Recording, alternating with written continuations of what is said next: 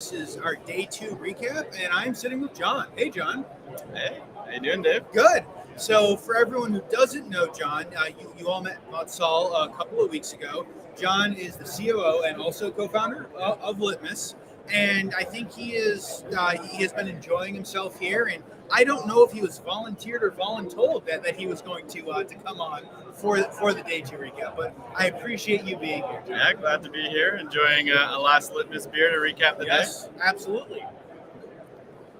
Cheers to that. I'm going for the all clear beer because I have learned that good life choices. That's what I've told everyone.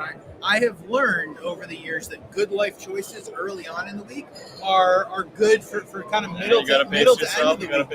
Yes, especially when my body thinks it's literally 9 hours earlier than it is right now. Jet lag, not bad. How about you? How is jet lag going?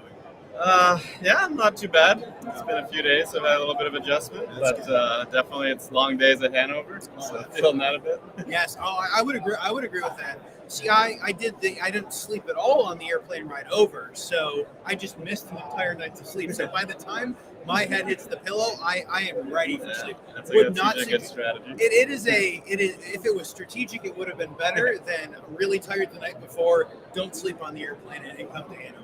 But no, it has been awesome. Day 2, Tuesday, was billed as being a busier day. I've gotten to go check a bunch of booths. I had a bunch of people come up from the show who wanted to meet. What are your thoughts, John? I know that you were, I think we talked at like 8:30, maybe 9 o'clock in the morning, and I'm not sure I saw you more than just to like wave or say hello. Yeah. Like you were in meetings, I was doing shows. It has been a busy day. But what are your thoughts? Yeah, it's been day 2 is usually when things start to pick up at Hanover. I think yesterday was a nice getting started day. We still had a good amount of traffic and busyness. But today, really, things took off. Pretty much back-to-back meetings, nonstop with customers, partners, pretty much anybody who's interested about the industry. It's really been, I think, an awesome day. Had a chance as well to walk around a bit and meet some potential partners and customers. So I think it's been overall a very successful day. We came here with about, I think we're 14 with the team.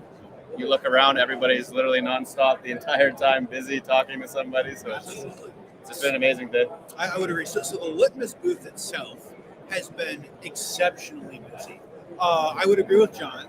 Basically, if there was a Litmus person in the Litmus booth, I believe that they were basically 100% full. So I'm going to throw Hank up in here. Hey, Hank, how's it going? I hope you made it back home. He wants to see the lederhosen. Now, Hank, I have seen people wearing lederhosen.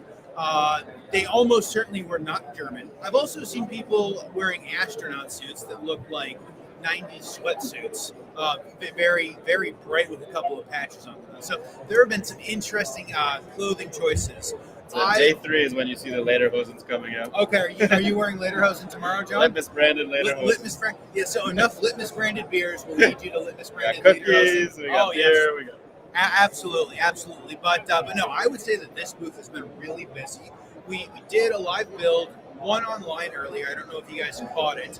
We had a couple of microphone technical issues, but we had, 8 or 10 people who basically sat there for the entire 30 or 45 minutes through the points in which they couldn't hear us all that well. And I think 2 or 3 groups stayed to ask questions for 20 or 30 minutes after. We had done one earlier in the day, live at the booth, not live on the internet. And that was also exceptionally well received. I had a couple of people hang back and they were asking me questions. So if you guys do come to the Litmus booth, please know that I now know more about the Litmus solution because I've seen a bunch of the demos than I did before, but I'm not the expert. So at some point I will direct you to one of those very busy sales and applications engineers. But no, I think the booth was exceptionally busy. I got a chance to walk hall 14 through 17, which is where we're at. It was very busy. There are lots of partnerships. So Google is right next to us. They're putting on a bunch of great things. We've got Microsoft, we've got AWS, we've got SAP. I know people allegedly in those booths and kiosks, John, that I walked by and literally couldn't find them. I'm like, I'm looking for you guys. I know you're in one of these booths, and I literally could not even find the kiosk they were in. That's how busy it was. Yeah, so no, I think it's been amazing. I made it over to Hall 9. So Bernd, who has been on our show, a few weeks ago from Siemens. He came by to stop by. He was talking about what they have. So I stopped by Hall 9. I saw Bern from Siemens. I saw Jack from Phoenix Contact over there. Great converse. Well, I saw Jack. I didn't see Bern because there are like a million Siemens. There are more Siemens people and Siemens things in the Siemens booth than I think I have met literally the rest of my life combined. And I know an awful lot of Siemens people. But no, I think it was absolutely packed. One of the things, almost like a theme that I've seen 2 or 3 groups talking about vertical agriculture. Have you seen the soft serve booth? No, I haven't had a chance to go by yet. So they're, I don't know, like 200 or 300 meters over to the left, but they've got an interesting application where they talk about vertical agriculture. The Siemens booth has a huge, like, I don't know, 150 foot tall, no, probably like 100 foot tall vertical agriculture set up in there. It is something that we will never see in the United States. But no, it was super interesting, and I have been very interested to see kind of the continuous flow of people coming in. You can certainly tell that it's going to get busier. I guess I had been told that like years past it was like literally packed shoulder to shoulder. It certainly was not that, but you certainly had to speak very loudly if you wanted to be heard. Right? There were lots of people. Lots of really good conversations. I feel like there were only really good conversations that I had today. And again, thank you to everyone who came up. Cameron came up. There were a bunch of people who came up to talk about applications and all that. And it has been very exciting. Do you think, John, that it's going to continue to get busier this week? Because I know you've been here a couple of times in the past, yes? Yeah, usually today and tomorrow are the 2 busiest days, and then leading into Thursday morning. Yes. Normally, I'd say around the afternoon, late afternoon, it starts to start dying down. Yes. So I think tomorrow in for at least as busy of a day today, if not more. Oh, it was jam-packed today.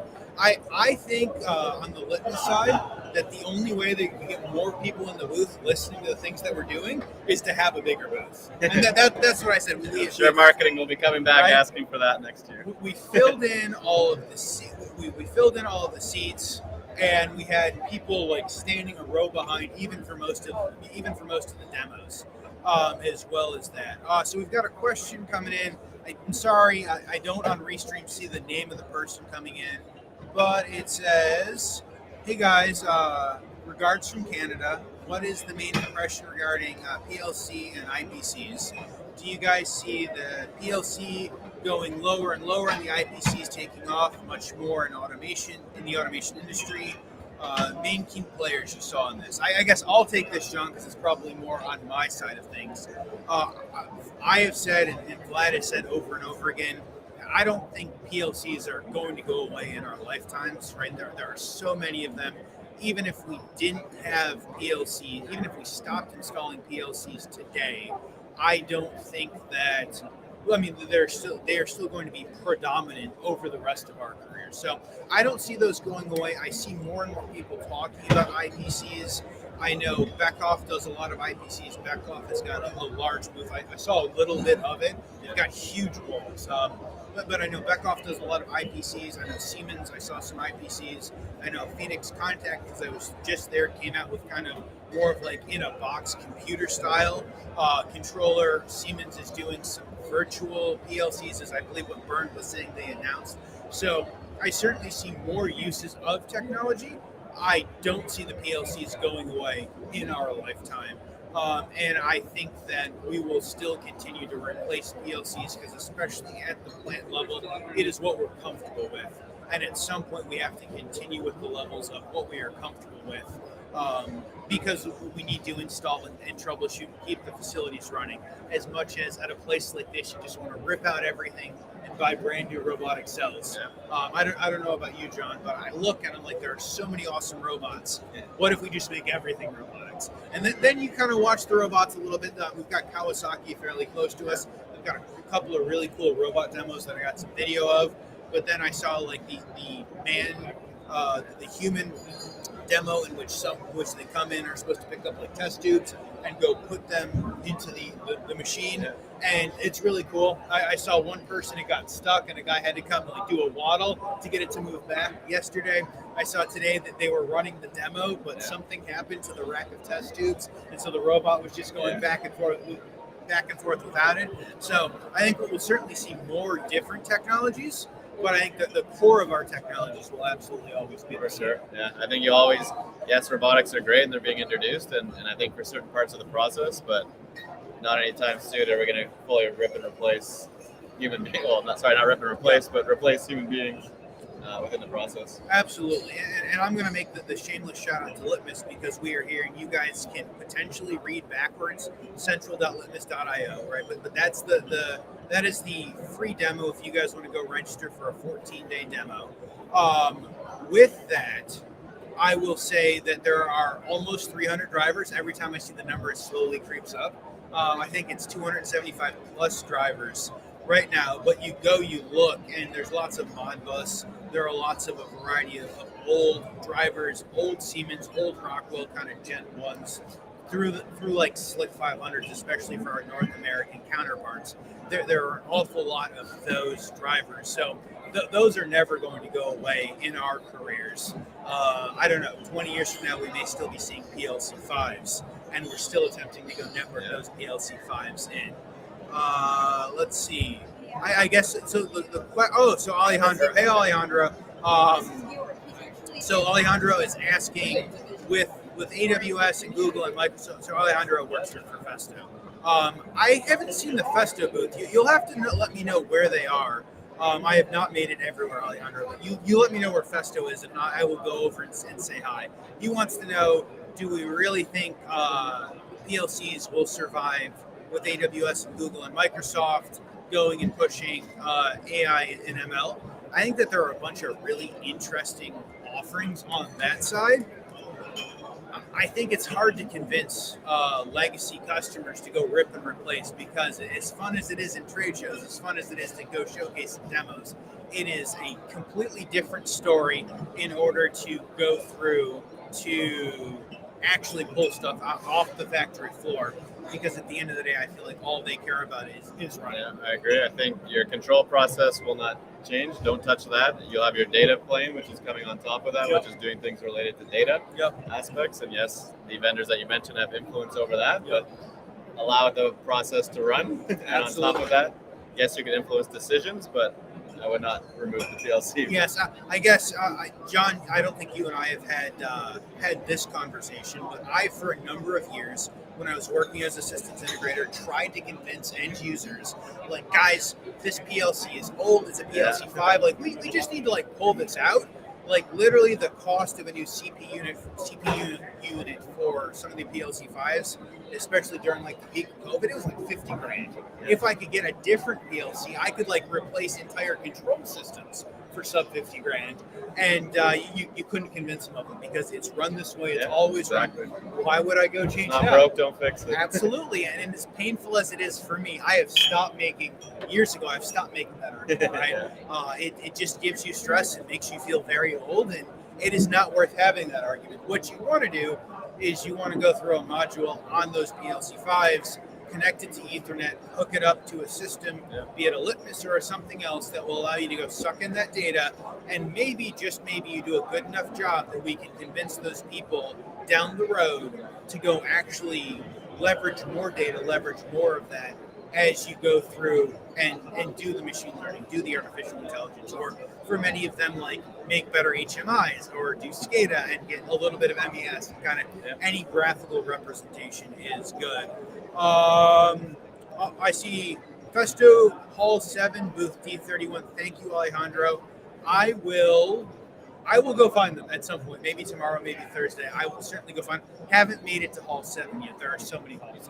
And then that, as I said, it's only maybe 2/3 of the hall at the peak, but it is still a bit intimidating with just everything. As I have told people, I walked into Hall 9, and it's like I feel like I've got Hall 14 through 17. right? There are still people I can't find in Hall 14 through 17. But like, I could go find the SAP booth or the Microsoft booth. I found the Dell booth with Harry earlier today. What? Then I walk into a new hall and it's like, it's a completely different world. It's a completely the 14 to different 17 is all digital factories, so you'll see all interesting technologies related to that. But if you start venturing into some random halls, you're going to see anything from just some bolts to probably more hardware driven or more machinery driven. Yes, lots of process, lots of automation. So I did 9. I need to go to 11, and then I guess also 7, because I think that's a lot of automation. Buy your cabling, your wiring, anything you need. I actually have seen more cabling and wiring here than I have at like any other show. So there's a company, Turk. I've worked with them in the U.S. In the past. Do lots of cabling. They had a booth, right? They had a booth probably like 4 times the size of this, and I'm like, there's a company that does most of that. I do mostly like on the cabling side. Who does that? And it's like, 1, that's awesome, but 2, there's also like lots of process and other automation and like non-automation things at Hannover, which is why it is anything you possibly need for your factory floor, you can find it here. Yes, if you can find the right building and then the right person exactly. within the building. But no, it has been an amazing experience.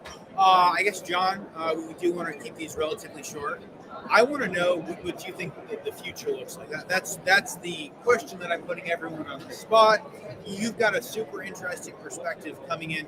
What do you think that the future of manufacturing of industrial looks like in the next 2 or 3 years? Yeah, I think definitely the next wave is going to be a lot driven around AI and machine learning. I think that's really the next technology that's going to move things forward. So we're going to see a lot more predictive, a lot more prescriptive type of use cases that are coming, whether it's around the process itself, all the way to quality-based use cases or machine performance optimization, those kind of things. So the next ones, which still manufacturing companies are wrapping their heads around, is more the closed-loop control. So with data, how you're taking action based on data as it's coming through the whole data pipeline. And that's going to be driven through AI, machine learning, those kind of technologies. So I think that's really the next step for these Industry 4.0 use cases. We see customers starting to dabble in it. Definitely early adopters, I think. But over the next 2 to 3 years, we're going to see it far more mainstream, which is going to be super exciting. Absolutely. So I will say, and Vlad's on. So we'll wave hi to Vlad. Vlad is not going to believe the words coming out of my mouth, right? So I have always been maybe the naysayer on the practical applications of AI and ML in our industry, because they are very well talked about, but there historically has always been that gap, right? And we see some people coming on doing maybe what they call AI, ML, but it's really just like regression analysis, and we can basically just do that on Excel. So like that exists, and so I've been a bit of like the naysayer on that side, but there are certainly applications that exist, and we're doing some of that on the live builds and other things, that we can go suck in data. If we make sure that the data is clean and normalized, we can go run it through models that actually work, and we can actually go ahead and scale on that AI side. So I'm excited to see where that goes and where that continues to go. Yeah, for sure. Absolutely. With that, I promised John it would be like 10 or 15 minutes, and here we are almost 20 minutes in.